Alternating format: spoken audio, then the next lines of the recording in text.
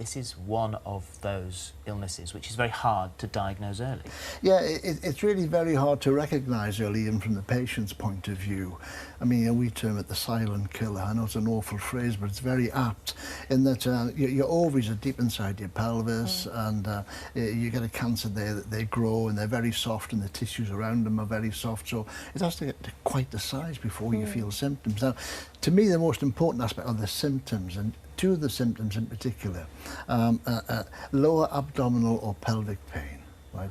And of course, there are so many other things that could be, though. Exactly. Once a month, it you could get period be, and pain. it could be menstrual, could be ovulation, but nevertheless, keep that in mind. And then, instead of bloating, let me just tell you a story. I had an actress came to see me, and she wanted to see me because she said she was gaining weight, you know, and everything was getting tight around her waist. And I examined her, and she had this huge mass coming out of her pelvis. And I thought, well, this is either an ovarian cyst, non-malignant, or ovarian cancer.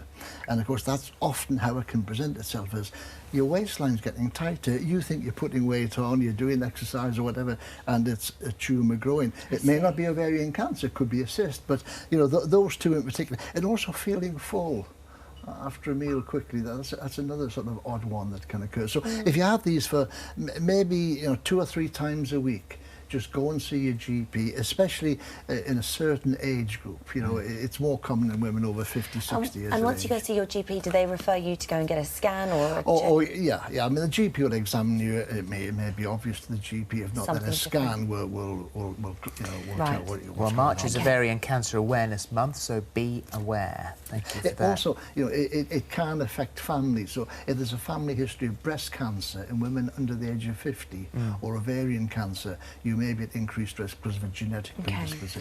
Well, we're going to talk about cancer of a different kind now, and this is cervical cancer.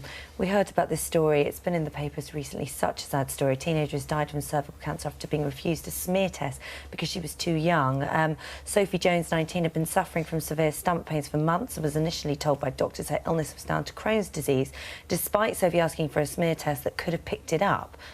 This is because they're campaigning right now to lower the age of the cervical screening, because at the moment it's 25, isn't it? Yeah, the parents of Sophie are campaigning. Now, let me just tell you, I mean, I've been involved in this for many, many years, and I really detest this business of you don't screen women under the age of 25. And we had a couple on here, Bob and Lynn Walker, whose daughter died about aged 19 or so. I went to her funeral, a pink coffin. She left behind a little 2-year-old with her grandparents having to look after. And we campaigned. We had a huge petition, went to Parliament, etc., etc., and just got nowhere. And I spoke to the screening committee who decide, you know, which groups are going to be screened. And their assumption, I think they made the statement that screening women under the age of 25 does more harm than good. Why do they say that? How can you do more harm than the death of a 19-year-old? And the harm they talk about, well, if they find an abnormality, they have to examine the cervix. It might damage the cervix. It might cause premature labour, miscarriage, etc. I think it's disgraceful. Now, the GPs, I mean, are protected because the screening program's from 25 onwards, and the GP could refuse to do a smear test on you if you're under 25. I wouldn't. I've been doing cervical smears on 16-year-olds plus for years and years and years. Yeah. The thing is, of course, that it is very, very rare, and of course you understand that family wanting to prevent any other family from going through what they've got to go through. But that Department of Health spokesman goes on to say that in 2011 there were 47 cases of cervical cancer in women under 25 and no deaths. Yeah, now hold on. What about the women who are 26, 27 and 28 who have died from cervical cancer, which would have been detected if they had a cervical smear done under the age of 25? The campaign I had was called Too Young to Die. Now basically, you're too young for a cervical smear, you're under 25, and you're too old for the human papillomavirus vaccine. They're in the middle of both of these screening programs. Yeah, there's no protection there, is there? Let's look at something. This is something completely different now, and this is a suit that's being created to mimic some of the troubles facing the elderly, using weights and straps to restrict movement while headphones and special goggles recreate the debilitating loss of vision and hearing. We've actually, Brett's been doing this. He's our Monday producer now. Hi. And you were wearing this in the office yesterday. Yeah. And you said that actually it really felt quite emotional for you. Yeah, it's terrifying. Absolutely terrifying, because I can barely move, like my hands are shaking. With the glaucoma glasses as well, I can only see tunnel vision, so I can't hear anything with the earphones. Yeah. So yeah.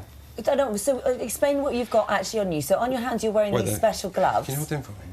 Yeah, these gloves here, I've wet my hands and they put a current through them. Basically, my hands are, you can't quite see it there, but my hands are constantly vibrating. Yeah. It's a constant numb, almost like a really extreme pins and needles, constantly. Yeah. It's really, I feel I can't pick anything up. You know? And you've got weights on your legs here, so that slows you down as well. This is slouching. We've got this is you making a cup of tea. Yeah, that's the electricity making my arms shake like that. That was terrifying because that's a hot cup of tea. I can't hardly see anything either. I'm trying to. It was really scary. So, what is the reason for the suit?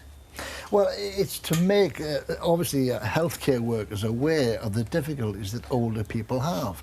Now, I can tell you about a lot of these difficulties because I'm getting on a bit, and the shoes on the legs, the stiffness in your joints. Yeah. You're going upstairs, coming downstairs can be difficult. The tremor, that's more Parkinson's disease specifically, but you've got the effects on your vision with the cataracts forming, loss of hearing as well. Yeah, and also just walking like 15 paces, I was out of breath, and I think I'm quite fit, but... Yeah. Has it changed the way that you sort of will look at people in future? I mean, I didn't think there were, people are being lazy or anything. I knew it was hard work, but it's terrifying.